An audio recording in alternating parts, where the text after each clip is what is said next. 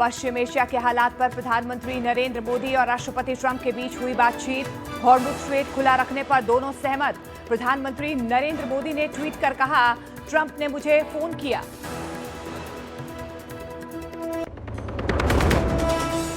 पश्चिम Asia संकट पर प्रधानमंत्री नरेंद्र मोदी बोले, ईरान जंग जारी रही तो गंभीर नतीजे होंगे। आने वाला समय देश की सबसे बड़ी परीक्षा लेगा। टीम इंडिया की तरह काम करना होगा। हमारी सरकार ने संवाद से, कूटनीति के माध्यम से रास्ते बनाने का प्रयास किया है। प्रयास ये है कि जहां से भी संभव हो वहां से तेल और गैस की सप्लाई भारत पहुंचे।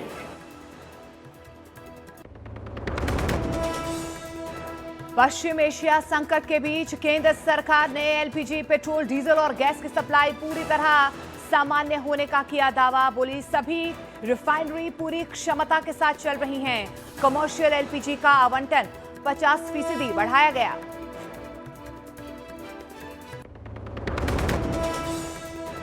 पश्चिम एशिया संकट पर मंत्री समूह ने की बैठक। जीओएम में खाद और गैस की उपलब्धता की समीक्षा की गई। अमित शाह, एस जयशंकर, हरदीप पुरी, जेपी नड्डा रहे मौजूद। न्यूज 18 इंडिया से बातचीत में भारत में इजरायल के राजदूत रुबीन अजार ने कहा, पश्चिम एशिया संकट में भारत की भूमिका हो सकती है अहम। बोले, इजरायल भारत की भूमिका का स्वागत करता है। We welcome any Indian role. I think that the United States finally will have to decide how they want to conduct it. We are, concentrating on the substance. अमेरिकी राजदूत सर्गियो गोर ने न्यूज 18 से कहा, ट्रंप को PM Modi के अनुभव पर भरोसा। ट्रंप मध्यस्थता की हर कोशिश का स्वागत करते हैं। He is a national leader and international leader.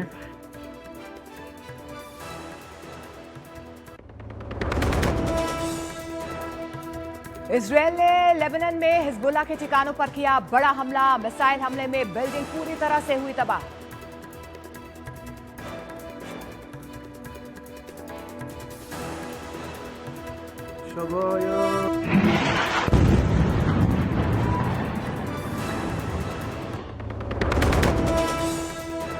Jammu Kashmir की अलगाववादी नेता आसिया अंद्रावी को दिल्ली की कोर्ट ने सुनाई उम्र कैद की सजा। साजिश और आतंकी गतिविधियों में शामिल होने के आरोप में आसिया अंद्रावी को सजा।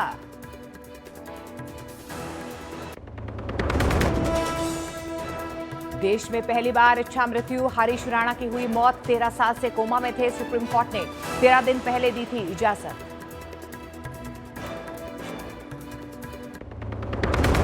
आईपीएल में राजस्थान रॉयल्स 15,000 करोड़ में बिकी। भारतीय मूल के अमेरिकी बिजनेसमैन कार्ल सुवानी ने खरीदा।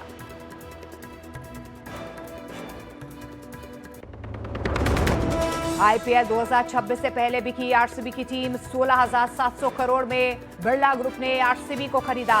पुरुष के साथ ही आरसीबी की महिला टीम भी बिकी। आरसीबी में टाइम्स ऑफ इंडिया ग्रुप ने भी शेयर खरीदा।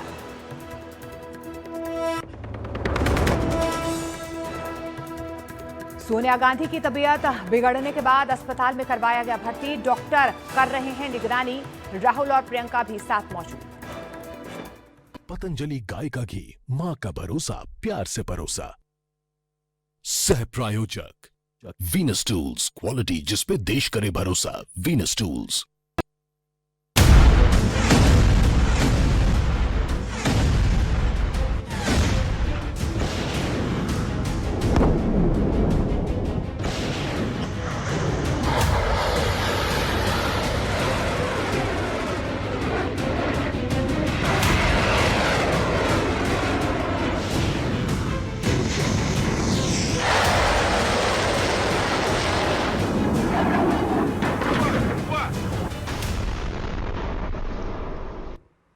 नमस्कार, बहुत स्वागत है आप सभी का। न्यूज 18 इंडिया देख रहे हैं आप। मैं हूं आपके साथ मौरिका ठाकुर। शुरुआत करने जा रहे हैं इस वक्त की अहम खबर। आपको बता दें, अमेरिकी सेना ने ईरान के अंदर 9,000 से ज्यादा सैन्य ठिकानों को तबाह कर दिया है, जिससे ईरानी रिजीम की लड़ाकू क्षमता लगभग यहां पर खत्म हो गई है। अमेरिकी सेना ने हमले का ये वीडियो भी जारी किया है। तो यूएस सेना ने ये हमले का वीडियो जारी किया है। बाकायदा ये कहा जा रहा है कि ईरान के अंदर 9000 से ज्यादा सैन्य ठिकानों को तबाह कर दिया है, जिससे ईरानी रिजीम की लड़ाकू जो क्षमता है वो लगभग खत्म हो चुकी है।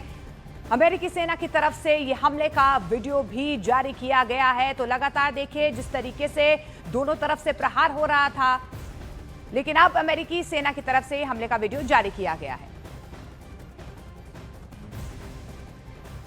और इस बीच पश्चिम एशिया के हालात पर प्रधानमंत्री नरेंद्र मोदी और राष्ट्रपति डोनाल्ड ट्रंप के बीच बातचीत हुई है। दोनों नेताओं ने पश्चिम एशिया में जारी संघर्ष पर बातचीत की है और हॉर्मुज़ स्ट्रेट खुला रखने पर सहमति जाहिर की है।